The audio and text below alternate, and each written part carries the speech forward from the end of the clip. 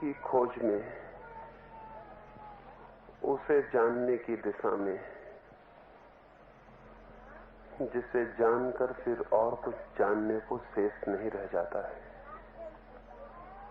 और उसे पाने के लिए,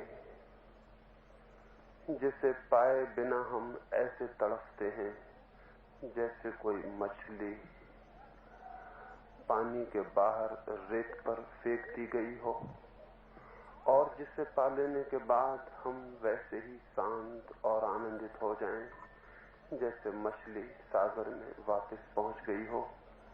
उस आनंद, उस अमृत की खोज में एक और दिशा और द्वार की चर्चा आज की संध्या में करूंगा। सत्य को खोजने का उपकरण क्या है, रास्ता क्या है, साधन क्या है? मनुष्य के पास एक ही साधन मालूम पड़ता है, विचार। एक ही शक्ति मालूम पड़ती है कि मनुष्य सोचे और खोजे, लेकिन सोचने और विचारने से कभी किसी को सत्य उपलब्ध नहीं हुआ है। विचार से कोई कभी कहीं नहीं पहुंचता।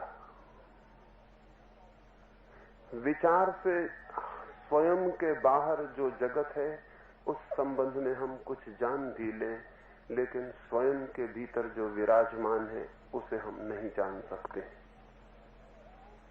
और हम विचार ही करते करते जीवन व्यतीत कर देते हैं। न मालूम कैसे मनुष्य को ये भ्रम हो गया है कि हम सोचेंगे तो हम जान लेंगे। जानने और सोचने का कोई भी संबंध नहीं। सच तो यह है कि जो सोचना छोड़ दे वही जान सकता है। सोचना और विचारना भी धुएं की तरह मन को घेरता है और मन के दर्पण को धूमिल करता है। मन का दर्पण पूरा पूरा निश्चल निर्दोष तो तभी होता है जब मन में कोई विचार भी नहीं होते। लेकिन शायद आप कहेंगे तो फिर हम विश्वास करें, श्रद्धा करें, उससे मिल जाएगा सत्य। उससे भी नहीं मिलेगा। विश्वास विचार से भी नीचे की अवस्था है। विश्वास का अर्थ है अंधापन। विश्वास से नहीं मिलेगा, विचार से भी नहीं मिलेगा, और भी ऊपर उठना जरूरी है। इस बात को समझेंगे तो शायद साफ हो सके कि कैसे कैसे हम खोजें। तो पहले हम समझें कि विश्वास क्या है। विश्वास है अंधी स्वीकृति। विश्वास का अर्थ है न मैं सोचता, न मैं खोजता, न मैं ध्यान करता, न मैं निर्विचार में जाता, दूसरा कुछ कहता है उसे ही मान लेता हूं। दूसरे को इस भांति जो मानता है उसके भीतर की आत्मा छिपी ही रह जाती है, उसे चुनौती ही नहीं मिलती कि वो जागे। और हम सब दूसरे की मानकर ही चल रहे हैं। एक कहानी सुनी होगी आपने, लेकिन अधूरी सुनी होगी। कुछ ऐसा हुआ है कि आधी बातें, अधूरी बातें ही लोगों को बताई जाती रही हैं, और सत्य अगर आधा बताया जाए तो असत्य से भी ज्यादा खतरनाक होता है। क्यों? क्योंकि असत्य तो दिख जाता है कि असत्य है, आधा सत्य दिखता भी नहीं कि असत्य है। आधा सत्य लगता है कि सत्य है। और ध्यान रहे, आधा सत्य जैसी कोई चीज होती ही नहीं। या तो सत्य होता है पूरा या नहीं होता है। अगर कोई आपसे आकर कहे कि मैं आधा प्रेम करता हूं आपको, तो आप कहेंगे आधा प्रेम सुना है कभी? आधा प्रेम होता नहीं। या तो होता है या नहीं होता है। महत्वपूर्ण कुछ भी आधा नहीं होता, आधा करते ही नष्ट हो जाता है। और बहुत आधे सत्य प्रचलित हैं। ये कहानी भी आधी ही प्रचलित है। हर स्कूल में बच्चों को पढ़ाई जाती है। जब आप बच्चे होंगे आपने भी पढ़ी होगी, और आपके बच्चे भी आधी ही कहानी पढ़ते रहेंगे। हम सबको पता है एक सौदागर था, टोपियां बेचता था। किसी मेले में टोपियां बेचने जा रहा है, रास्ते में थक गया, एक वृक्ष के नीचे रुका है, नींद लग गई है, वृक्ष पर से बंदर नीचे उतरे हैं। उन्होंने सौदागर को टोपी लगाए देखा है, उसकी टोकरी में टोपियां हैं बेचने को, उन्होंने टोपियां लगा ली। सौदागर की नींद खुली, टोकरी खाली पड़ी है। हंसा सौदागर, क्योंकि सौदागर जानता था बंदरों की आदत। उसने ऊपर देखा, सब बंदर शान से टोपी लगाए बैठे। बंदरों के सिवाय शान से टोपी लगा के कोई बैठता ही नहीं। टोपी लगाने में भी कोई शान होती, और फिर अगर खादी की टोपी हो तब तो शान बहुत बढ़ जाती। खादी की टोपी रही होगी क्योंकि बंदर बड़े अकल के बैठे हुए थे। फिर उस सौदागर ने अपनी टोपी निकाल के फेंक दी और सारे बंदरों ने अपनी टोपियां निकाल के फेंक दी। बंदर तो नकलची हैं, बंदर तो किसी के पीछे चलते हैं, खुद तो कुछ सोचते नहीं, विचारते नहीं। बंदर ही ठहरे, सोचेंगे विचारेंगे क्यों, विश्वास करते हैं। सौदागर ने टोपी फेंकी तो उन्होंने भी फेंक दी। सौदागर टोपियां समेट के घर आ गया। इतनी कहानी आपने पढ़ी होगी, आगे की कहानी भी मैं आपको कहता हूं। सौदागर का बेटा बड़ा हुआ और सौदागर के बेटे ने भी वही धंधा किया जो उसके बाप ने किया था। ना समझ बेटे हमेशा वही करते हैं जो बाप करते रहते हैं। अयोग्य बेटों का ये सबूत है। बेटे आगे बढ़ने चाहिए बाप से, लेकिन न बाप को ये पसंद है कि बेटे आगे बढ़े और न बेटों की ये हिम्मत है कि वे आगे जाएं। वो भी टोपी बेचने लगा, वो भी उसी मेले की तरफ चला। वो उसी झाड़ के नीचे रुका जहां बाप रुका था, क्योंकि उसने कहा जहां हमारे बाप रुके वहीं रुकना चाहिए। वो उसी झाड़ के नीचे, वहीं उसने पेटी रखी जहां बाप ने रखी थी। बंदर तो वृक्ष पर थे, वही बंदर न थे, उनके बेटे रहे होंगे। टोपी बेटों ने देखी, उन्होंने भी सुनी थी कहानी कि हमारे बाप ने टोपी निकाल के पहन ली थी। सौदागर का बेटा सो गया, बंदर उठे, टोपियां पहनकर ऊपर चले गए। नींद खुली सौदागर के बेटे की, हंसा, लेकिन यह हंसी झूठी थी। ये बाप की कहानी पे आधारित थी। बाप ने कहा था कभी डरना मत, अगर बंदर टोपी पहन ले घबराना मत। बंदरों से टोपी छीनना बहुत कठिन नहीं है, अपनी टोपी निकाल के फेंक देना। बेटे ने भी टोपी निकाल के फेंक दी, लेकिन एक चमत्कार हुआ। कोई बंदर ने टोपी नहीं फेंकी। एक बंदर के पास टोपी नहीं मिली थी, वो नीचे उतरा, उस टोपी को भी लगा के वृक्ष पे चढ़ा।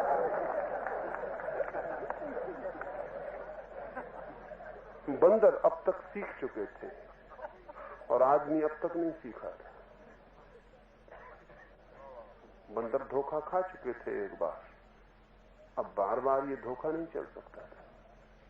ये आधी कहानी किसी किताब में नहीं लिखी है, और ये आधी कहानी जब तक न लिखी हो तब तक कहानी बिल्कुल खतरनाक है।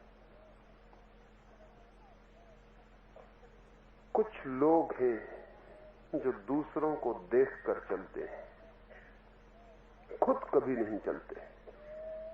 कुछ लोग हैं जो दूसरों से बंधे बंधाए उत्तर सीख लेते हैं, खुद कभी कोई उत्तर नहीं खोजते। कुछ लोग हैं जो समाधान हमेशा उधार ले आते हैं, जिनके पास अपना कोई समाधान नहीं, और समस्याएं रोज नई हो जाती हैं और समाधान पुराने रहते हैं, तो फिर बहुत मुश्किल हो जाती है। सत्य की खोज में भी नकल नहीं चल सकती है। सत्य की खोज में भी बंधे बंधाए रेडीमेड उत्तर नहीं चल सकते हैं। गीता, कुरान और बाइबल से सीखी हुई, कंठस्थ की गई बातें सत्य की खोज में काम नहीं आती, खुद ही खोजना पड़ता है। और जितने विश्वास करने वाले लोग हैं वे नकलचियों से ज्यादा नहीं, वे अपना आदमी होना खोते हैं और बंदर हो जाते हैं। जो भी किसी दूसरे के पीछे आंख बंद करके चलता है वो आदमी होने का अधिकार खो देता है। लेकिन गुरुओं को इसी में फायदा है कि आदमी आदमी न हो, बंदर हो। इसलिए हर गुरु के पास बहुत बंदरों की तादाद इकट्ठी मिलेगी। जो लोग भी खुद हिम्मत नहीं जुटाते कुछ करने की और किसी के पीछे चल पड़ते हैं, उनका तो शोषण होता ही है।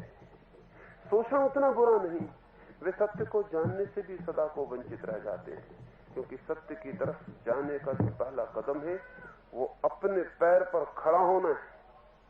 अपनी हिम्मत, अपना साहस, अपनी क्षमता, अपनी खोज, जो इसके लिए तैयार नहीं है और कहता है दूसरे से उधार मांग लेंगे, किसी का पैर पकड़ लेंगे, किसी की पूंछ पकड़ लेंगे, किसी के पीछे चल पड़ेंगे और सब हो जाएगा, वो गलती में। विश्वास से कोई कहीं नहीं पहुंचता है। विश्वास उधार विचार है, लेकिन इसका क्या यह अर्थ है कि हम विचार करें तो कहीं पहुंच जाएंगे? हम खुद ही विचार करते रहें तो कहीं पहुंच जाएंगे? अब थोड़े गहरे में अगर हम देखेंगे तो विचार भी जो हम करते हुए मालूम पड़ते हैं वो भी हमारा अपना नहीं होता है। विश्वास करने वाला भी उधार होता है और विचार करने वाला दिखाई तो पड़ता है कि विश्वास नहीं करता, लेकिन अगर हम उसके विचारों की बहुत जांच परख करेंगे तो पाएंगे कि उसके विचार भी सब उधार। थोड़ा सा फर्क है, और वो फर्क ये है कि उसने विचार तर्क कर करके संग्रहित किए हैं, अंधे होकर नहीं किए हैं। सोचा है, लेकिन आदमी सोच क्या सकता है? सोचेंगे क्या? जो पता नहीं है क्या वो सोचा जा सकता है? जिसका कोई ज्ञान नहीं है, जिसका कोई बोध नहीं है, क्या वो विचारा जा सकता है? हम वही विचार सकते हैं जो पता हो। जो पता नहीं है वो तो विचार भी नहीं सकते। जो अज्ञात है, अननोन है, उसे हम सोचेंगे कैसे? विश्वास काम नहीं देगा, क्योंकि विश्वास दूसरे से उधार है। विचार थोड़ा बल देगा, हिम्मत देगा, अपने पैरों पर खड़ा करेगा, लेकिन अकेला विचार भी नहीं पहुंचा देगा, क्योंकि विचार वहां तक चल सकता है जहां तक हमें ज्ञात है। जहां हमें ज्ञात नहीं वहां विचार ठप हो जाता है, उसके आगे कोई मार्ग नहीं पाता। क्या आपने कभी कोई ऐसी बात विचारी है जो आपको ज्ञात ही न हो? आप कहेंगे कई बार। आप कहेंगे कई बार हम ऐसी बात विचारते हैं कि सोने के घोड़े पर बैठे हुए आकाश में उड़ रहे हैं। अब हमें सोने के घोड़ा ज्ञात भी नहीं है, सोने का घोड़ा देखा भी नहीं, सोने का घोड़ा उड़ता भी नहीं है। सभी बातें अज्ञात हैं, फिर भी हम सोचते हैं, लेकिन नहीं, ये सोचना न हुआ। आपको घोड़े का ज्ञान है, सोने का ज्ञान है, उड़ते हुए पक्षियों को देखा है। इन तीनों का जोड़ तोड़ करके आप सोने का उड़ता हुआ घोड़ा बना लेते। ये कोई नई बात न हुई, ये तीन चीजों को तोड़कर नया निर्माण हुआ। तो विचार में आदमी बहुत से विचारों को संग्रहित करके नया दिखाई पड़ने वाला, एपरेंट, वस्तुता नहीं, नया दिखाई पड़ने वाला विचार निर्मित कर सकता है, लेकिन उससे कोई सत्य का उद्घाटन नहीं होगा। अगर हम अपने सारे विचारों को फैला के रख लें अपने सामने और खोजें कि इनमें कौन मेरा है, तो हम पाएंगे कि सब विचार दूसरों से लिए गए हैं, कहीं से सुने गए हैं, पढ़े गए हैं, इकट्ठे किए गए हैं, और उन सब में नया संग्रह बना लिया है। नया संग्रह मौलिक मालूम पड़ता है, ओरिजिनल मालूम पड़ता है, लेकिन कोई विचार मौलिक नहीं होता है। विचार मौलिक हो ही नहीं सकता है। विचार भी उधार ही है। विश्वासी भी उधार है, लेकिन वो अंधा होकर उधार है। विचार वाला भी उधार है, लेकिन वो तर्कनिष्ठ होकर वो थोड़ा रीजन का और तर्क का उपयोग कर रहा है। लेकिन तर्क से भी क्या मिलता है? क्या मिला है? जो विश्वासी हैं वो आस्तिक हो जाते हैं, जो तार्किक हैं वो नास्तिक हो जाते हैं। धार्मिक उनमें से कोई भी नहीं होता। आस्तिक भी धार्मिक नहीं और नास्तिक भी धार्मिक नहीं।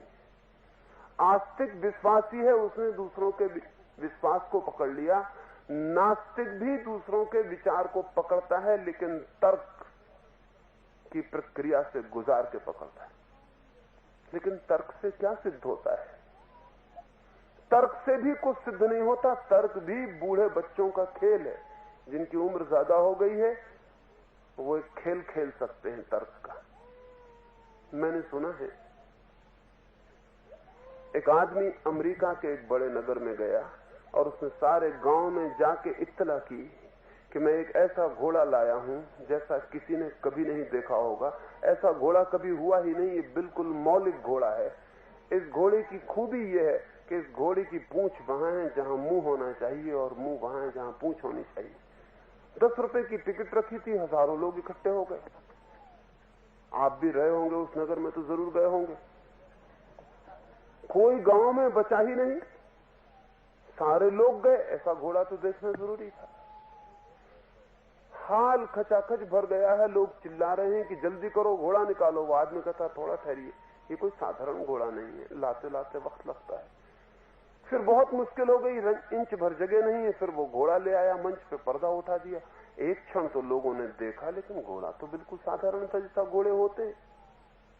तो लोग चिल्लाए कि क्या धोखा दे रहे हो, मजाक कर रहे हो, घोड़ा तो बिल्कुल साधारण। उस आदमी ने कहा चुप, ठीक से समझ लो तर्क मेरा। मैंने घोषणा की थी कि घोड़े का मुंह वहां है जहां पूंछ होनी चाहिए, पूंछ वहां है जहां मुंह होना चाहिए। गौर से देखो।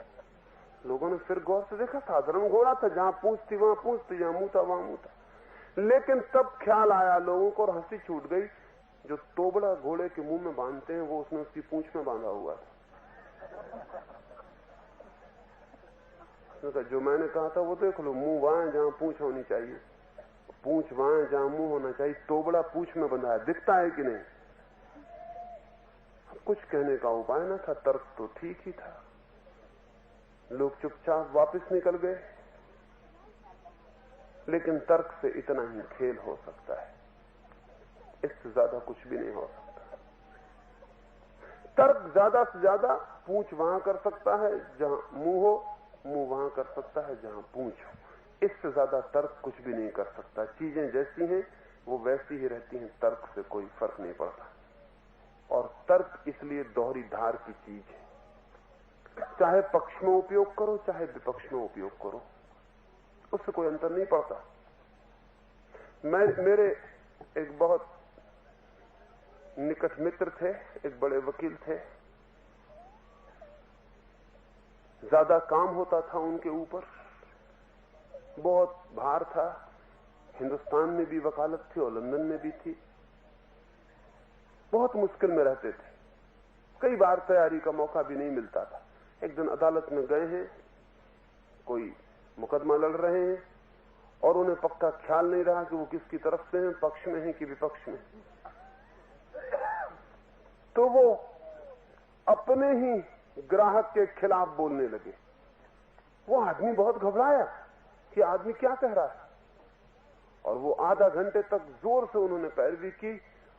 उनका जो ग्राहक था उसके तो प्राण निकल गए कि मर गए। हमारा ही वकील हमारे खिलाफ सिद्ध कर रहा है, और इतने जोर से उन्होंने सिद्ध किया। विरोधी वकील भी बहुत हैरान था कि मैं क्या सिद्ध करूंगा, ये क्या हो रहा है। तब उनके मुंशी ने आके पास में उनके कहा कि क्या कर रहे हैं आप तो अपने ही आदमी के खिलाफ बोल रहे हैं। उन्होंने कहा ऐसा क्या, ठहरो। और तब उन्होंने कहा कि मजिस्ट्रेट महोदय, अभी मैंने वो बातें कही जो मेरा विरोधी वकील कहेगा, अब मैं इनका खंडन शुरू करता हूं।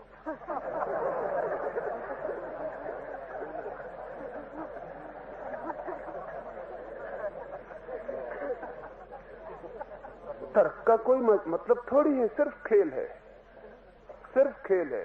पंडित भी वही कर रहे हैं, वकील भी वही कर रहे हैं, नेता भी वही कर रहे हैं। तर्क सिर्फ खेल है। और जब तक दुनिया तर्क के खेल में पड़ी रहेगी तब तक सत्य का कोई निर्णय नहीं हो सकता। उससे कोई मतलब ही नहीं। तर्क इस तरफ भी बोलता है, उस तरफ भी बोल सकता है। जो दलील ईश्वर को सिद्ध करती है वही दलील ईश्वर को असिद्ध कर देती है। ईश्वर को सिद्ध करने वाला कहता है कि ईश्वर के बिना दुनिया हो ही कैसे सकती है। दुनिया है तो ईश्वर होना चाहिए, क्योंकि हर चीज को कोई बनाने वाला है। दुनिया है तो बनाई गई, तो बनाने वाला चाहिए। आस्तिक कहता है ये मेरी दलील है, ईश्वर को सिद्ध करता हूं मैं। दुनिया है, उसका बनाने वाला होगा, बनाने वाला ईश्वर है। नास्तिक कहता है मानते हैं तुम्हारी दलील, लेकिन तुम्हारी दलील ईश्वर को सिद्ध नहीं करती, गलत करती है। क्योंकि हम ये कहते हैं कि ठीक है ये बात, हर चीज को बनाने वाला चाहिए, ईश्वर है, फिर ईश्वर को बनाने वाला कौन है? कर तुम कहते हो दुनिया बिना बनाए नहीं बन सकती। हम मानते ईश्वर ने बनाई दुनिया। अब हम ये पूछते हैं ईश्वर को किसने बनाया, क्योंकि बिना बनाए ईश्वर भी कैसे बन सकता है। बिना बनाए कुछ बनता ही नहीं। अब ये खेल चले, अब इस खेल में खेलते रहो। नास्तिक आस्तिक हजारों साल से खेल रहे हैं। एक बार तो ऐसा हुआ, एक गांव में एक महाआस्तिक था और एक महानास्तिक, और गांव बड़ी मुश्किल में था। जहां भी पंडित होते हैं वहां गांव मुश्किल में हो जाता है, क्योंकि वो आस्तिक समझाता था ईश्वर है और नास्तिक समझाता था ईश्वर नहीं, और दिन रात लोग ऊब गए थे। वो कहते थे हमें छोड़ो हमारे भरोसे पर, हमें कोई फिक्र नहीं ईश्वर हो या ना हो, हमें दूसरे काम करने दो। लेकिन वो कहां मानने वाले थे। एक समझा के जाता और पीछे से दूसरा आता। आखिर गांव के लोगों ने कहा ये बड़ी मुसीबत हो गई, हम कुछ निर्णय करना चाहिए। सारी दुनिया की हालत हो गई, मुसलमान, हिंदू, ईसाई, जैन, बौद्ध, सारी दुनिया को परेशान किए हुए। एक का मुनि जाता है, दूसरे का सन्यासी आता है, तीसरे का पंडित आता है, वो कुछ कहता है, वो कुछ कहता है, वो सब गड़बड़ कर जाते। गांव के लोगों ने कहा भाई तुम दोनों निपटारा कर लो एक रात, जो जीत जाए हम उसके साथ हैं, हम सदा जीतने वाले के साथ, हमें कोई मतलब नहीं कि ईश्वर हो या ना हो। विवाद हुआ, पूर्णिमा की रात सारा गांव इकट्ठा हुआ। अद्भुत विवाद था। आस्तिक ने ऐसी दलीलें दी कि सिद्ध कर दिया कि ईश्वर है, और नास्तिक ने ऐसी दलीलें दी कि सिद्ध कर दिया कि ईश्वर नहीं है।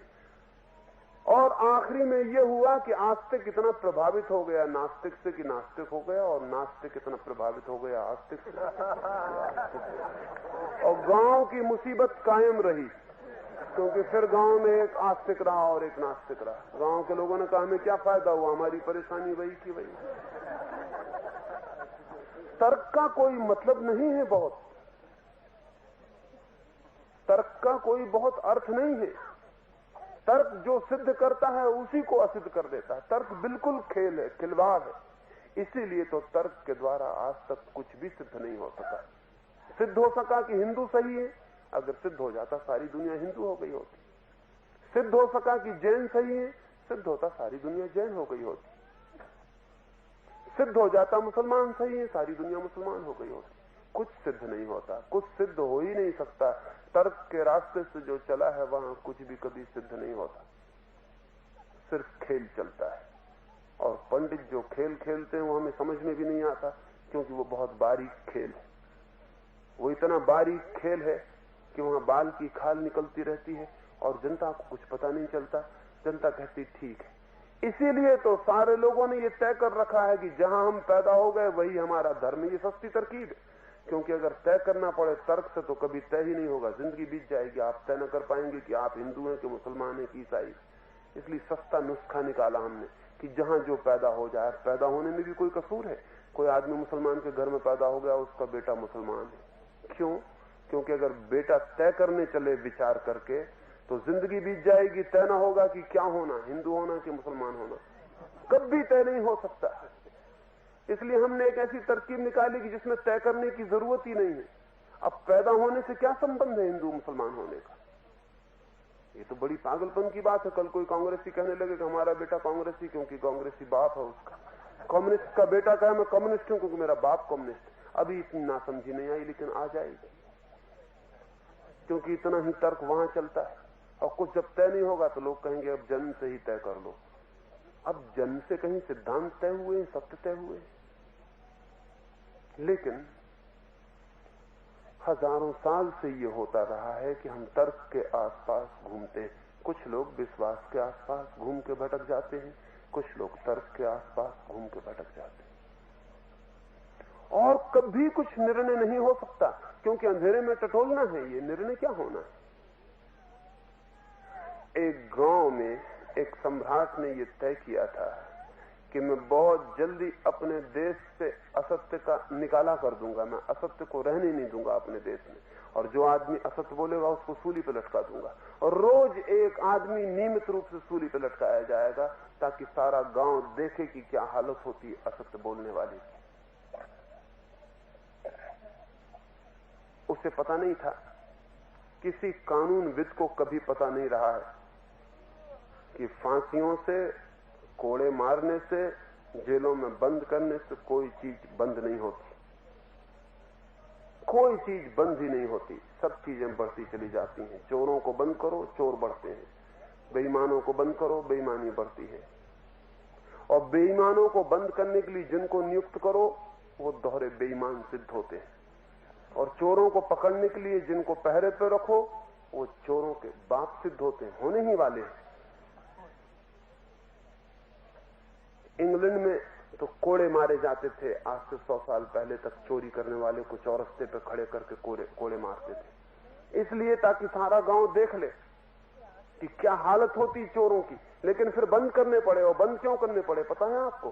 गांव में जब कभी चोर को कोड़े लगते लंदन में, हजारों लोग देखने इकट्ठे होते, और पता ये चला कि जब हजारों लोग कोड़े मारते हुए देखते हैं तब कईयों के जेब कट जाते।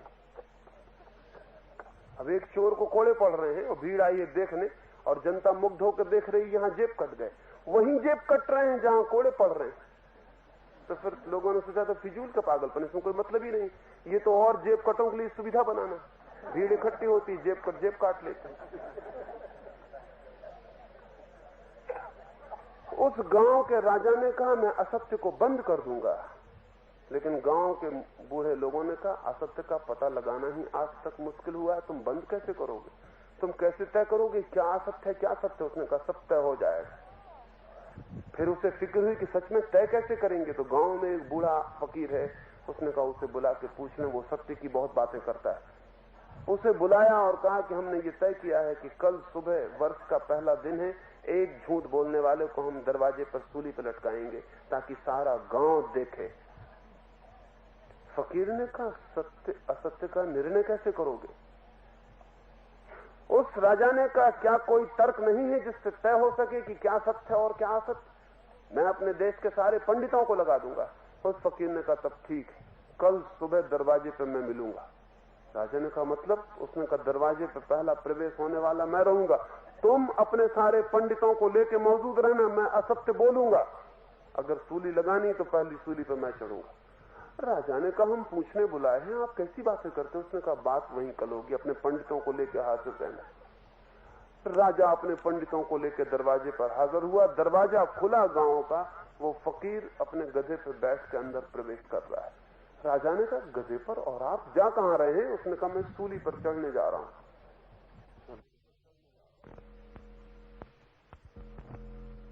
कहना नहीं, कहा पंडितों तय करो कि यह आदमी सच बोलता है कि झूठ। पंडितों ने कहा हम हाथ जोड़ते हैं, ये बहुत झंझट का आदमी, ये तो इसमें कुछ तय नहीं हो सकता।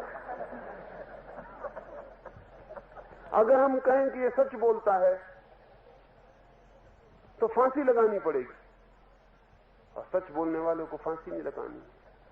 और हम कहें ये झूठ बोलता है तो फांसी लगानी पड़ेगी, और फांसी लग गई तो ये जो बोलता था वो सच हो जाएगा।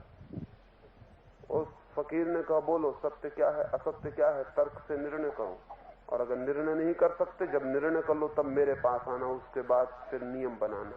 फिर वो नियम कभी नहीं बना, क्योंकि वो निर्णय होना ही मुश्किल है कि क्या सच है। तर्क से निर्णय होना मुश्किल है, तर्क से, क्योंकि तर्क कुछ निर्णय करता ही नहीं, सिर्फ खेल है।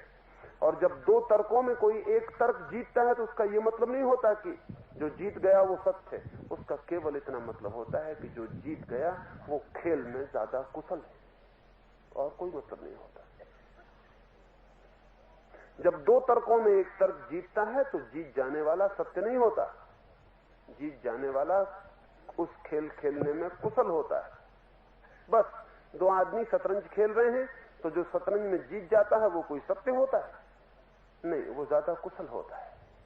जो हार गया वो असत्य होता है? नहीं, वो कम कुशल होता है। हार जीत से सत्य असत्य तय नहीं होता, सिर्फ कम कुशलता ज्यादा कुशलता सिद्ध होती है। और ज्यादा कुशल जो जीत जाता है वो कहता है जो मैं हूं वो सत्य। तर्क भी शब्दों और विचारों का शतरंज है, इससे ज्यादा नहीं। इसलिए कोई ये ना सोचे कि जब मैं कहता हूं विश्वास से नहीं मिलेगा तो तर्क करने से मिलेगा। मैं कहता हूं तर्क करने से भी नहीं मिलेगा, विचार करने से भी नहीं मिलेगा। तो आप मुझसे कहेंगे विश्वास करने से नहीं मिलेगा, और विश्वास न करना हो तो विचार करना पड़ेगा। फिर आप कहते हैं विचार से भी नहीं मिलेगा। निश्चित ही यही मैं कहता हूं, ये ऐसा ही है जैसे किसी आदमी के पैर में कांटा लग गया हो और हम कहें कि दूसरा कांटा ले आओ ताकि हम इसका ये कांटा निकाल दें। वो आदमी कहे क्या कर रहे हैं आप? मैं एक ही कांटे से मरा जा रहा हूं, और आप दूसरा कांटा लाते, तो हम उससे कहेंगे तुम घबराओ मत, दूसरा कांटा हम पहले कांटे को निकालने को लाते। अगर पहला कांटा न लगा होता तो हम दूसरा कांटा कभी भी न लाते, लेकिन पहला लगा है इसलिए दूसरा लाते। फिर हम दूसरे कांटे से उसके कांटे को निकाल के बाहर कर देते हैं। वो आदमी दूसरे कांटे को नमस्कार करता है और कहता अब इसे मेरे घाव में रख दो, क्योंकि इसने बड़ी कृपा की, पहले कांटे को निकालने का काम किया। तो हम उससे कहेंगे तुम पागल हो, इसने पहले कांटे को निकाल के ये बेकार हो गया, अब इसको भी फेंक दो। तर्क का एक उपयोग है सिर्फ कि वो आपको विश्वास से मुक्त कर दे, इससे ज्यादा कोई उपयोग नहीं। विचार का एक उपयोग है कि वो आपको विश्वास से मुक्त कर दे, विश्वास के कांटे को निकाल दे। अगर विचार का कांटा, काम पूरा हो गया। फिर दोनों कांटे एक ही बराबर है, फिर दोनों फेंक देने। फिर कहां जाना? फिर जाना है निर्विचार में, फिर जाना है वहां जहां कोई विचार भी नहीं है, चित्त परिपूर्ण मौन और शांत, जहां कोई सोचना भी नहीं है, जहां हम सोच नहीं रहे कि सत्य क्या है, जहां हमने सब सोचना भी छोड़ दिया, जहां हम चुप होकर बस हैं। अगर सत्य है तो दिख जाए, अगर नहीं है तो ये दिख जाए, जो भी है दिख जाए। हम इतने मौन हैं कि हम सिर्फ देख रहे हैं। हम एक दर्पण की तरह हैं और देख रहे हैं जो है। हम सोच नहीं रहे। दर्पण सोचता नहीं। जब आप दर्पण के सामने जाते हैं तो वो ये नहीं सोचता कि यह आदमी सुंदर है कि असुंदर, ये आदमी अच्छा है या बुरा, यह आदमी काला है कि गोरा। दर्पण सोचता नहीं। दर्पण में सिर्फ वही दिखाई पड़ता है जो है, क्योंकि दर्पण सिर्फ प्रतिफलन करता है। लेकिन कुछ ऐसे दर्पण भी होते हैं जो वही नहीं दिखलाते जो आप हैं, वो दिखला देते हैं जो आप नहीं है। आपने ऐसे दर्पण देखे होंगे कि आप लंबे होकर दिखाई पड़ रहे हैं, मोटे होकर दिखाई पड़ रहे हैं, तिरछे होकर दिखाई पड़ रहे हैं। इस तरह के दर्पण हैं। वो दर्पण ये बताते हैं कि उनका धरातल सीधा और साफ नहीं है, इर्छा तिरछा है, गोलाई लिए है, उल्टा सीधा है। उनके धरातल पर जितनी भी इर्छी तिरछी स्थिति है, उतना ही जो दिखाई पड़ता है वो विकृत हो जाता है। सत्य की खोज के दो सूत्र हैं, एक तो सोचना नहीं और दूसरा चित्त सरल और सीधा हो, धरातल साफ हो, नीचा ऊंचा न हो। बस ऐसा चित्त हो तो सत्य प्रतिफलित हो जाता है। हम उसे जान लेते हैं जो वस्तुता है, और उससे मुक्त हो जाते हैं जो नहीं है। सोचना चित्त के ऊपर धूल का काम करता है, क्योंकि विचार चिपक जाते हैं, बहुत जोर से चिपकते हैं, और विचारों का इतना पर्दा बन जाता है कि उनके आर पार जब आप देखते हैं तो आप वही नहीं देखते जो है, वो बीच में जो पर्दा होता है वो काम करता है। एक आदमी है, वो तय किए हुए है कि ईश्वर नहीं है, ये एक विचार है, वो तय किए हुए है कि ईश्वर नहीं है। अब वो जहां भी देखेगा वहीं उसको ईश्वर का न होना दिखाई पड़ेगा। अगर रास्ते पे एक आदमी मर रहा है तो वो कहेगा कि देखो, जिस दुनिया में आदमी मरते हैं वहां ईश्वर हो सकता है। एक आदमी गरीब है तो वो कहेगा देखो, जिस दुनिया में गरीबी है वहां ईश्वर हो सकता है। वो आदमी जाएगा फूलों के पौधे के पास और कहेगा गिनो कांटे, एक फूल निकला है 1000 कांटे। जहां 1000 कांटे में मुश्किल से एक फूल निकलता है वहां ईश्वर हो सकता है।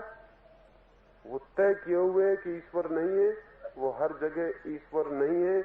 इसके उपाय खोज लेगा, मार्ग खोज लेगा, तर्क खोज लेगा, विचार खोज लेगा। वो प्रिजुडिस्ड है, वो पक्षपात से भरा, और पक्षपात चित्त के दर्पण को ऊंचा नीचा कर देते। एक दूसरा आदमी है जो कहता है ईश्वर है, वो हर जगह खोज लेगा कि ईश्वर है। अगर उनकी दुकान ठीक चल रही, वो कहेगा कि देखो, ईश्वर के होने की वजह से दुकान ठीक चल रही। अब बड़ा मजा है, ईश्वर को बेचारे को तुम्हारी दुकान से कोई भी सरोकार नहीं तो तुम्हारे साथ वो भी सजा काटे, लेकिन वो कहेगा कि देखो ईश्वर की खुशी से सब चल रहा है। घर में कोई बीमार है और ठीक हो गया, वो कहेगा देखो ईश्वर की कृपा। जैसे और सब जो बीमार ठीक नहीं हुए, ईश्वर उनका कोई दुश्मन, आपके बीमार पर कृपा है उनकी, आप कुछ बड़े विशिष्ट हैं। एक पैसा गुम जाएगा किसी का और मिल जाएगा, वो कहेगा ईश्वर की कृपा, देखो ईश्वर है, गुमी हुई चीज वापस मिल गई। अब जैसे ईश्वर कोई ये धंधा करता हो कि किसका एक पैसा हो गया वो खोजे, कोई आपकी चाकरी में है वो कि आपका पैसा ना गुम जाए, क्या आपका हिसाब किताब रखे। वो जो आदमी जो तय किए है, जो भी चारों तरफ हो रहा है उसमें से वही अर्थ निकाल लेगा और तब वो नहीं देखेगा जो है। मैंने सुना है एक गांव में एक गरीब आदमी ने एक गाय खरीद ली और गाय खरीद ली गांव के राजा की। सोचा कि राजा के पास अच्छी गाय होगी, थी भी, राजा की गाय खरीद ली। लेकिन गरीब आदमी ये भूल गया कि राजा की गाय खरीद लेना तो बहुत आसान है लेकिन उसको रखना बहुत मुश्किल है। कई लोग इस मुसीबत में पड़ जाते हैं राजा की गायें खरीद के। कई तरह की राजा की गायें होती हैं, फिर पीछे बहुत महंगी पड़ जाती। अब ले आए राजा की गाय, उसके सामने रखा भूसा, सूखा भूसा था, गरीब के पास हरा भूसा, हरा घास कहां, और गाय जो थी वो कश्मीर की दूबी चरती रही होगी। उसने जब भूसा देखा उसने एकदम अनशन कर दिया। वो जब से गांधी जी अनशन चला गए, गाय बैल हो, आदमी गधे घोड़े हो, सब अनशन करते हैं। तो एकदम अनशन कर दिया। उसने कहा कि नहीं खाएंगे। आंख बंद करके एकदम ध्यान मग्न होकर खड़ी हो गई, आंख ही न खोले। गरीब आदमी ने बहुत कहा कि हम तुझे माता समझते हैं, हम वो पुरी के जगत गुरु शंकराचार्य के शिष्य हैं, हम तुझे बिल्कुल माता मानते हैं। माता हम पे कृपा कर, हम गरीब बेटे हैं तो भी क्या हुआ, अमीर भी बेटा होता है, गरीब भी बेटा होता है, माता सबको बराबर मानती, लेकिन गाय काहे को माने। गाय ने तो कभी किसी आदमी को अपना बेटा कहा नहीं। अभी तक कोई गाय ने ऐसी गलती नहीं की कि कहा हो कि आदमी हमारा बेटा है। आदमी खुद ही चिल्लाए चला जाता है गऊ हमारी माता है, और किसी गऊ ने अब तक कोई गवाही नहीं दी कि ये बात सच है, क्योंकि कोई गाय आदमी को बेटा मानने योग्य स्थिति में नहीं मानती होगी। आदमी की योग्यता क्या कि वो गाय का बेटा हो सके। नहीं मानी गाय, बहुत गुस्सा आया, लेकिन कर भी क्या सकता था। गांव में पूछने गया कुछ पुराने बुजुर्गों से कि क्या करें। एक बूढ़े ने कहा कुछ करने की ज्यादा जरूरत नहीं है, तू एक हरा चश्मा खरीद ला और गाय की आंख पे चढ़ा दे। तो एक हरा चश्मा खरीद लाया और गाय की आंख पे चढ़ा दिया। गाय ने नीचे देखा, घास हरी दिखाई पड़ने लगी, गाय उसे चरने लगी। घास तो सूखी थी लेकिन चश्मा हरा था। गाय धोखे में आ गई। हम सब भी धोखे में आ जाते हैं। जो चश्मा है वही हमें दिखाई पड़ता है, और जिसके पास भी पक्षपात का चश्मा है वो आदमी कभी उसे नहीं जान सकता जो है। और हम सबकी आंखों पे चश्मा है। किसी की आंख पे हिंदू का चश्मा है, किसी की मुसलमान का, किसी की आंख पे कम्युनिस्ट का, किसी की नास्तिक का, किसी का कोई। हजारों तरह के चश्मे बाजार में उपलब्ध है, और एक आदमी ऐसा न मिलेगा जो बिना चश्मा के जा रहा हो। सबके पास चश्मे, और चश्मे से देखते हैं, बस तब सब गड़बड़ हो जाता है। वो नहीं दिखाई पड़ता जो है, वो दिखाई पड़ता है जो हमारा चश्मा कहता है कि है, वही दिखाई पड़ता है। तो रूस में 1917 की क्रांति हुई। एक गांव था, एक छोटा स्कूल था। उस स्कूल में एक मास्टर था और एक विद्यार्थी था। छोटा गांव था, छोटा स्कूल था। क्रांति के बाद उसमें 2 विद्यार्थी हो गए, मास्टर तो एक ही रहा। रूस के अखबारों ने खबर छापी कि हमारे गांव-गांव में शिक्षा में इतनी प्रगति हुई है कि शिक्षा करीब करीब दुगनी हो गई है। जहां 100% विकास हुआ है, एक गांव के स्कूल में जितने विद्यार्थी थे आज उससे ठीक दुगने हो गए। एक अमेरिकन पत्रकार वहां देखने गया, उसने कहा कि हद हो गई, झूठ की भी कोई हद होती है। इस स्कूल में केवल एक विद्यार्थी था, अब 2 हो गए हैं, मास्टर तो अब भी एक ही है।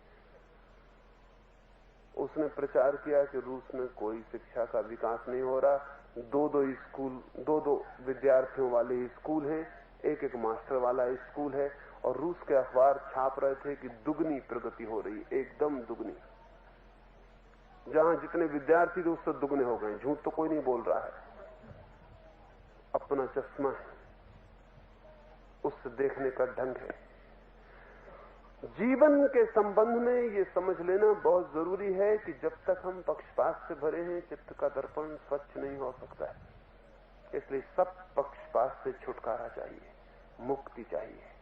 पक्षपात से मुक्त होने हुए बिना कोई भी उस अधिकार को उपलब्ध नहीं होता जहां सत्य का प्रतिबिंब बने जैसा सत्य है। वो तो सदा बन रहा है, लेकिन हम अपने चित्त में कुछ भाव लिए हुए हैं, वो भाव विकृत करते हैं, वो भाव एकदम विकृत करते हैं। हमारे भाव ही आरोपण करते हैं, हमें वही दिखाई पड़ने लगता है जो हम देखना चाहते हैं। निकले आप एक मुसलमान की मस्जिद के पास से निकले, आपको कुछ नहीं दिखाई पड़ता कि इसमें हाथ जोड़ने योग्य। एक मुसलमान बिना हाथ जोड़े निकल जाए तो ऐसा लगता है कि भारी भूल हो गई, पछतावा होता है। हनुमान जी की मढ़िया के पास से आप निकलते हैं, हाथ एकदम जुड़ जाते हैं। कोई दूसरा आके हनुमान जी की मढ़िया के पास आके खड़ा होता है, देखता है बड़े अजीब लोग हैं, एक पत्थर पे लाल रंग पोता हुआ है और उसको हाथ जोड़ के नमस्कार कर रहे हैं। है क्या यहां? हमें वही दिखता है जो हम देखने की तैयारी लिए हुए हैं, और वही दिखता चला जाता है। और ये सारे तलों पर सही है। इस बात को कि हम पक्षपात से भरे हैं, जो आदमी ठीक से समझ लेगा उसे पक्षपात से मुक्त होने में जरा भी कठिनाई नहीं, जरा भी कठिनाई नहीं है कि वो अपने पक्षपात को छोड़ दे और चीजों को सीधा देखे, और साथ ही विचार करने के भ्रम को छोड़ दे कि मैं विचार करके जान लूंगा उसे जो है। विचार करके हम कभी भी नहीं जान सकेंगे। विचार करके अगर हम जान सकते होते तो हमने बहुत विचार किया है, जन्मों जन्मों से विचार किया है, विचार का अंबार लगा दिया, हमने जिंदगी भर सोचा है, सब सोच रहे, लेकिन कहां कोई सोचने से कभी पहुंचता है। सोचते चले जाते हैं, सोचते चले जाते हैं, न मालूम कितना ढेर लग जाता है, तर्कों का, शब्दों का, विचारों का पांडित्य इकट्ठा हो जाता है, फिर भी हम वहीं के वहीं खड़े होते हैं। पूछें किसी पंडित से क्या जान लिया है, उपनिषद दोहरा देगा, गीता दोहरा देगा, ब्रह्म सूत्र दोहरा देगा, सब दोहरा देगा, लेकिन उससे पूछें कि नहीं तुमने जो सीखा है वो हम नहीं पूछते, हम पूछते हैं तुमने जो जाना, तुमने जाना क्या है। हम वो नहीं पूछते जो तुमने विचारा है, हम वो पूछते हैं जो तुमने देखा है। तुम्हारा दर्शन क्या है, फिलोसफी नहीं पूछते। और ध्यान रहे, फिलोसफी और दर्शन का एक ही मतलब नहीं होता, जैसा इस वक्त चलता है सारे मुल्क में कि एक ही मतलब होता है। और राधा कृष्ण जैसे लोग लिखते हैं इंडियन फिलोसफी, इससे ज्यादा गलत कोई बात नहीं हो सकती। दर्शन का मतलब फिलोसफी होता ही नहीं। फिलोसफी का मतलब होता है सोचना, और दर्शन का मतलब होता है देखना। देखने और सोचने में जमीन आसमान का फर्क है। एक अंधा आदमी प्रकाश के संबंध में सोचता है, देखता नहीं। इसलिए अंधा आदमी प्रकाश के संबंध में जो कुछ कहे वो उसकी फिलॉसफी है। एक आंख वाला आदमी प्रकाश को देखता है तो प्रकाश के संबंध में जो कुछ कहे वो उसका दर्शन, फिलॉसफी नहीं। इंडियन फिलॉसफी जैसी कोई चीज ही नहीं होती, सरासर झूठ है। इंडियन दर्शन हो सकता है। पश्चिम के एक विचारक ने एक नया शब्द गढ़ा है दर्शन के लिए, फिलोसिया। कहता है देखने की बात है, सोचने की बात नहीं है। हम अगर अंधे हैं तो क्या प्रकाश को सोच सकते हैं? एक अंधा कोशिश करे, कोशिश करे, कोशिश करे, पढ़े। अंधों की किताबें होती हैं, और सच तो यह है कि अंधों की ही किताबें होती हैं। उन किताबों में पढ़ रहे हैं, निकाल रहे हैं, समझ रहे हैं। अब मजा यह है कि प्रकाश चारों तरफ बरस रहा है। एक अंधा आदमी अपनी किताब में पढ़ेगा प्रकाश क्या है, प्रकाश का क्या अर्थ है, परिभाषा क्या है, प्रकाश कैसा होता है, कैसा नहीं होता है, कौन लोग प्रकाश को देखते हैं, कौन लोग नहीं देखते हैं। प्रकाश के संबंध में अंधा आदमी पढ़ेगा, आंख वाला देखेगा। और देखने से जाना जा सकता है, पढ़ने से क्या जाना जा सकता? हाँ, लेकिन कुछ जाना जा सकता है। पढ़ पढ़ के अंधे आदमी को भी परिभाषा याद हो सकती है। और अगर कोई पूछे कि बोलो प्रकाश क्या है, तो बता सकता है कि मैंने ये पढ़ा, प्रकाश ये है, उपनिषद में ऐसा लिखा है, गीता में ऐसा लिखा है, बाइबल में ऐसा लिखा है, महावीर ने ऐसा लिखा, बुद्ध ने ऐसा लिखा। सबका लिखा मैं जानता हूं, प्रकाश ऐसा है। लेकिन थोड़ी देर बाद अंधा आदमी पूछता है बाहर जाने का रास्ता कहां है, मुझे जरा बाहर जाना है।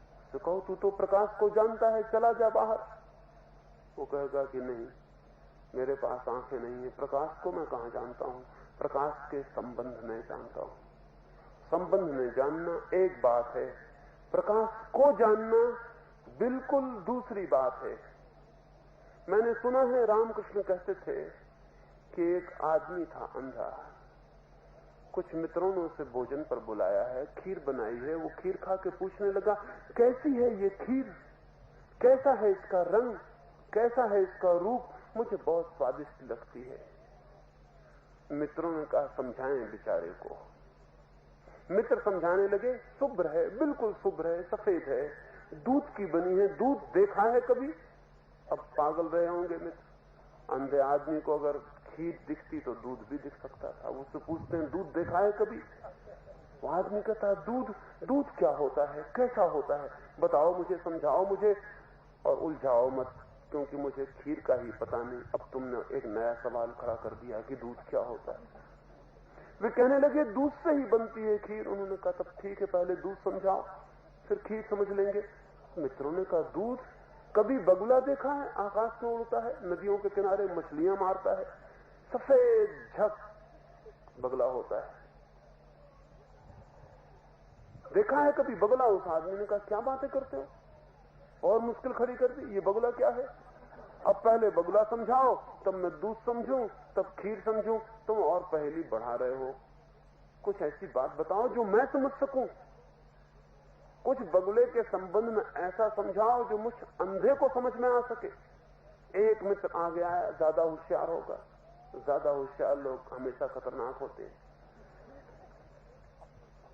आगे बढ़कर उसने अपना हाथ अंधे के पास ले गया और कहा मेरे हाथ पर हाथ फेरो। अंधे ने हाथ पर हाथ फेरा और कहा क्या मतलब है? उस आदमी ने कहा बगुले की गर्दन इसी तरह सुडौल होती है, जैसा तुमने मेरे हाथ पर हाथ फेरा ऐसी ही लंबी सुडौल। वो अंधा बोला समझ गया, समझ गया, समझ गया कि खीर हाथ की तरह सुडौल होती है, दूध हाथ की तरह सुडौल होता है। समझ गया, बिल्कुल समझ गया। मित्रों ने कहा खाक नहीं समझे और मुश्किल हो गई, इससे तो नहीं समझते थे, अच्छा था, कम से कम इतना तो था कि जो नहीं समझते थे पता था। और एक झंझट हो गई, अब किसी को जाके बता मत देना कि दूध और हाथ की तरह सुडौल होता है, नहीं तुम तो ना समझ बनोगे ही और हम भी ना समझ बनेंगे। वो समझे ने कहा लेकिन तुम ही बताते हो। अंधे को कुछ भी समझाएं प्रकाश के संबंध में, समझेगा कैसे? चाहिए आंख। हम भी सोचते हैं सत्य के संबंध में, सोचेंगे क्या? और जितना सोचेंगे उतनी मुश्किल हो जाएगी, उतनी ऐसी परिभाषाएं हमें पकड़ जाएंगी तो वो सुडौल हाथ वाली बात हो जाएगी। पूछो किसी से ईश्वर क्या है, तो वो कुछ ना कुछ बताएगा। कोई आदमी इतनी हिम्मत का नहीं मिलेगा कि कहे कि मुझे पता नहीं, मेरे पास आंख ही नहीं ईश्वर को देखने की, मैं कैसे बताऊं, मुझे पता नहीं वो है या नहीं है, मुझे कुछ भी पता नहीं। वो कहेगा कि है, चार हाथ हैं उसके, पदम रखे हुए हैं, शंख रखे हुए हैं, गदा रखे हुए हैं। कोई नाटक है? क्या कर रहे हैं परमात्मा? ये पदम शंख गदा रखे हुए, कहीं से सीख लिया है बेचारे ने, वही सुडौल हाथ वाला मामला है। कमल पर खड़े हुए, अब तक थक गए होंगे खड़े खड़े, और कमल की तो जान निकल गई हुई है। नकली प्लास्टिक का कमल हो तो बात अलग है, मगर काहे के लिए कमल पर खड़े हुए हैं? किसी चित्रकार ने चित्र बना दिया है, वो अंधे ने उसी को पकड़ लिया। वो कह रहा है कमल पे भगवान खड़े हुए। क्या हम जो पकड़ लेंगे वो ऐसा ही होगा? वो ऐसा ही हो सकता है, क्योंकि हम पकड़ेंगे कहां से? कोई हमने देखा नहीं, हमने सोचा है, पढ़ा है, समझा है, हमने जाना तो नहीं, नोइंग तो हमारी नहीं है, जानना तो हमें नहीं है, जानने से हमारा कोई संबंध नहीं हुआ कभी। बस हम इसी तरह की बातें पकड़ लेंगे, फिर अंधे अंधे लड़ेंगे। किसी का कोई ढंग का भगवान है, किसी का कोई ढंग का है, मुसलमान का और है, हिंदू का और है, किसी का और है, और वो सब आपस में लड़ रहे हैं कि तुम्हारा गलत है, हमारा सही है। अंधों की लड़ाई चल रही है, और अंधे ऐसी लड़ाई चलवा रहे हैं कि आदमी आदमी को कटवा देते हैं, देश देश को कटवा देते हैं, जमीन को टुकड़ों टुकड़ों में करवा दिया है। अभी हमारे मुल्क में दो तरह के अंधों ने मुल्क बंटवा दिए, हिंदू और मुसलमान। मैंने सुना है कि जब हिंदुस्तान पाकिस्तान बंटता था तो जिस सीमा रेखा पर सीमा खींची जाने वाली थी वहां एक पागलखाना था। अब पागलखाना कहां जाए, हिंदुस्तान में कि पाकिस्तान में? तो लोगों ने सोचा कि चलो पागलों से पूछ लो तुम कहां जाना चाहते हो। तो पागलों से उन्होंने पूछा कि तुम कहां जाना चाहते हो, हिंदुस्तान में कि पाकिस्तान में? पागलों ने कहा हम यहीं रहना चाहते हैं, क्योंकि हिंदुस्तान पाकिस्तान के नाम पर जो पागलपन हो रहा है उससे हमको शक होता है कि हम ठीक हो गए हैं और सब पागल हो गए। हम पर कृपा करो, हम यहीं रहना चाहते हैं, हम कहीं नहीं जाना चाहते, क्योंकि जो हो रहा है उससे हमको पक्का भरोसा आ गया कि भगवान की हम पर कृपा है और दीवार के भीतर हम हैं, बाहर होते तो बड़ी मुश्किल हो जाती, बाहर तो सब पागल हो गए। पर अधिकारियों ने कहा इस तरह नहीं चलेगा, तुम साफ साफ कहो तुम्हें कहां जाना है, हालांकि रहोगे तुम इसी पागल खाने में, लेकिन तुम जो निर्णय करो, चाहे हिंदुस्तान में चले जाओ चाहे पाकिस्तान में। पागलों ने कहा बड़ी अद्भुत बातें कर रहे हैं, रहेंगे हम यही, और चाहे तो हिंदुस्तान में चले जाएं चाहे पाकिस्तान में। ये हो कैसे सकता है? जब हम रहेंगे यहीं तो हिंदुस्तान में कैसे जा सकते हैं, पाकिस्तान में कैसे जा सकते हैं? फिर उन्होंने कहा कि ऐसा नहीं मामला हल होता तो फिर ऐसा करो, जो हिंदू हो हिंदुस्तान में चले जाएं, जो मुसलमान हो पाकिस्तान में चले जाएं। उन्होंने कहा हम तो सिर्फ पागल हैं, हमें पता ही नहीं कि हम हिंदू हैं कि मुसलमान। ज्यादा से ज्यादा इतना समझ में आता है कि हम आदमी हैं, ताकि हमें ये पता नहीं चलता कि हम हिंदू हैं कि मुसलमान। तब कोई रास्ता न रहा, तब कोई रास्ता न रहा कि क्या करो। तो फिर यही तय हुआ कि आधे पागलखाने को हिंदुस्तान में भेज दो, आधे पागलखाने को पाकिस्तान में भेज दो, बांट दो। पागलखाना आधा आधा बांट दो, और क्या करोगे? बीच से दीवार उठा दी, पागलखाना बांट दिया, आधा पागल हिंदुस्तान में चले गए, आधे पागल पाकिस्तान में चले गए, बीच में दीवार खड़ी हो गई। अब वो पागल कभी कभी एक दूसरे की दीवार पे चढ़ जाते हैं और चिल्लाते हैं पाकिस्तान लेके रहेंगे, कोई चिल्लाता हिंदुस्तान लेके रहेंगे, और वो पागल दीवार पे चढ़ जाते हैं। कुछ समझदार पागल भी हैं, वो एक दूसरे की दीवार के पार से कहते हैं मामला क्या है, ये हो क्या गया, हम हैं तो वहीं के वहीं और तुम हिंदुस्तान में चले गए और हम पाकिस्तान में आ गए। ये जो बांटने वाला विचार है, मान्यता है, पक्षपात है, उसने सारी दुनिया को टुकड़ों टुकड़ों में बांट दिया, सारी आदमी को, सारी आदमी की आत्मा को। विचार हमेशा बांटेगा, विचार कभी भी जोड़ता नहीं तोड़ता है। इसलिए जहां किसी आदमी ने एक विचार पकड़ा कि वो दूसरे विचार का दुश्मन हुआ, जहां एक विचार पकड़ा कि हम दूसरे के दुश्मन हुए, झगड़ा शुरू हुआ। सारी दुनिया में झगड़ा विचार का है। फिर विचार बदल जाते हैं, कभी इस्लाम कभी हिंदू लड़ते हैं, फिर कभी पूंजीवाद और साम्यवाद लड़ता है, शक्लें बदल जाती हैं, लेकिन आइडियोलॉजी लड़ती चली जाती हैं, विचार लड़ते चले जाते हैं।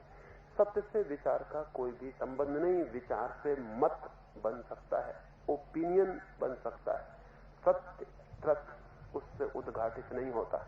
वो तो वही उद्घाटित कर पाता है जो सब मत छोड़ देता है, मताग्रह छोड़ देता है, जो कहता है न मैं हिंदू हूं, न मैं मुसलमान हूं, न मैं ये हूं, न मैं वो हूं, न आस्तिक हूं, न नास्तिक हूं, मेरा कोई पक्ष नहीं है, मैं निष्पक्ष भाव से जानना चाहता हूं क्या है। जो सब पक्ष छोड़कर, सब विचार छोड़कर मौन में झांकता है, उसे सत्य उपलब्ध हो जाता है। सत्य वहां सदा है। हम अपने पक्षों से घिरे हैं और बंद हैं और सत्य का हमें कोई अनुभव नहीं। लेकिन दो तरह के लोग ही हैं दुनिया में, या तो विश्वास करने वाले लोग हैं और या विचार करने वाले लोग हैं, लेकिन निर्विचार करने वाले लोग नहीं हैं। और वो निर्विचार करने वाला आदमी जब भी होता है, चाहे कोई कृष्ण, चाहे कोई बुद्ध, चाहे कोई महावीर, चाहे कोई क्राइस्ट, चाहे कोई मोहम्मद, चाहे कोई मूसा, कोई भी, जब भी कोई आदमी निर्विचार में उतर जाता है, निष्पक्षता में, तभी सत्य उसके द्वार पर खड़ा हो जाता है। वो तो खड़ा ही है, लेकिन हम खाली हों तो वो आ जाए, हमारा द्वार खुले तो वो आ जाए। हमारा द्वार है बंद। विश्वास से नहीं, विचार से नहीं, निर्विचार से उसकी उपलब्धि है। उसका द्वार है निर्विचार चेतना। इसे ही मैं ध्यान कहता हूं। पूरी तरह शांत निर्विचार हो जाने का नाम है ज्ञान। अब हम रात्रि के ध्यान के लिए बैठेंगे। एक 10 मिनट के लिए इस निर्विचार में जाएं जहां सब पक्ष छोड़ दें, सब विचार छोड़ दें। कोई जाएगा नहीं, क्योंकि किसी के जाने से दूसरे को बाधा ना हो। जिसको ना भी बैठना हो वो भी चुपचाप 10 मिनट बैठा रहे, सिर्फ दूसरों का ध्यान करके। अब प्रकाश हम बुझा देंगे, उसके पहले आप थोड़े थोड़े हट जाएं, कोई किसी को छूता हुआ ना हो, सब अकेले हो सके।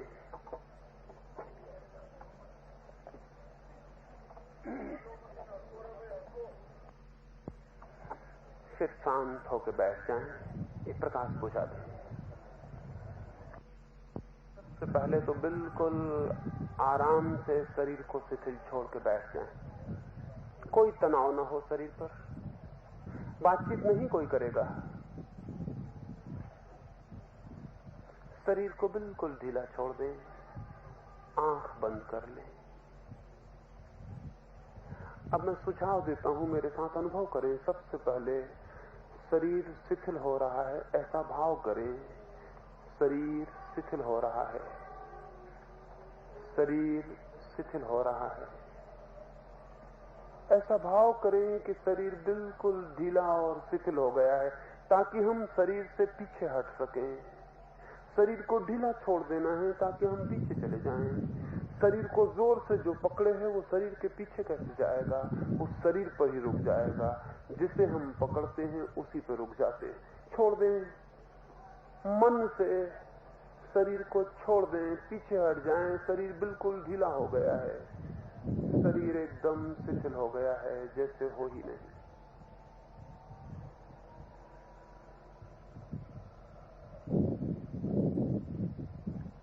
श्वास शांत हो रही है, भाव करें श्वास शांत हो रही है। श्वास बिल्कुल शांत होती जा रही है, शरीर शिथिल हो रहा है, श्वास शांत हो रही है, श्वास शांत हो रही है, शरीर शिथिल हो रहा है, श्वास शांत हो रही है। शरीर को ढीला छोड़ दें, श्वास को भी ढीला छोड़ दें, अपने आप आए जाए, बिल्कुल ढीला छोड़ दें। और 10 मिनट के लिए अब एक भाव करें कि मैं सिर्फ साक्षी हूं, मैं सिर्फ जानने वाला हूं, मैं सिर्फ ज्ञाता हूं। हवाएं बह रही हैं, मैं जान रहा हूं। हवाएं छू रही हैं, मैं जान रहा हूं। शीतलता छा गई है, मैं जान रहा हूं। कोई आवाज उठेगी, मैं जानूंगा। जो भी हो रहा है मैं जान रहा हूं। पैर में दर्द होगा, मैं जानूंगा। शरीर शिथिल हो रहा है, मैं जान रहा हूं। श्वास धीमी पड़ गई, मैं जान रहा हूं। मन में कोई विचार चलता है, मैं जान रहा हूं। मन शांत हो रहा है, मैं जान रहा हूं। भीतर कोई आनंद फूट पड़ेगा तो भी मैं जानूंगा। मैं सिर्फ जानने वाला हूं, मैं सिर्फ साक्षी मात्र हूं। इसी भाव को, मैं साक्षी हूं, मैं बस साक्षी हूं, मैं सिर्फ जान रहा हूं, मैं जानने के अतिरिक्त और कुछ भी नहीं हूं, मैं जानने की शक्ति मात्र हूं, मैं साक्षी हूं, मैं साक्षी हूं। जैसे जैसे ये भाव गहरा होगा, वैसे वैसे शांति और शून्य छा जाएगा। जैसे जैसे भाव गहरा होगा, वैसे वैसे एक आनंद शीतलता छा जाएगी। जैसे जैसे भाव गहरा होगा, वैसे वैसे भीतर प्रवेश हो जाता है। करें भाव, मैं साक्षी हूं, मैं बस साक्षी हूं, मैं सिर्फ साक्षी हूं। 10 मिनट के लिए अब मैं चुप हो जाता हूं। 10 मिनट तक भाव करते रहें, मैं साक्षी हूं, मैं साक्षी हूं, मैं साक्षी हूं, मैं साक्षी हूं।